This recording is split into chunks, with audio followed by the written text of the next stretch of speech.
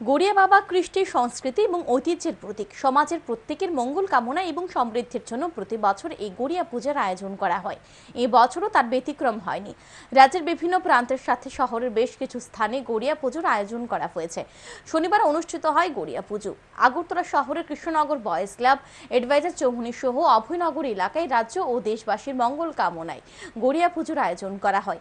এদিন সকাল থেকে রীতি মেনে শুরু হয় গড়িয়া পুজো। এক ব্যক্তি জানান, ত্রিপুরা রাজ্যে বহু বছর আগে থেকে জনজাতি অংশের মানুষ গড়িয়া পূজা করে আসছে।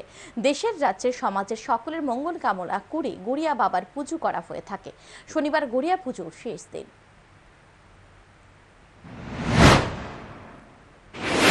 আমাদের গ্রামেগঞ্জের উপজাতি অংশের মানুষের প্রথম বার্ষিক প্রথম পূজা, এটাকে আমরা গড়িয়া পূজা হিসেবে আমরা পালন করি।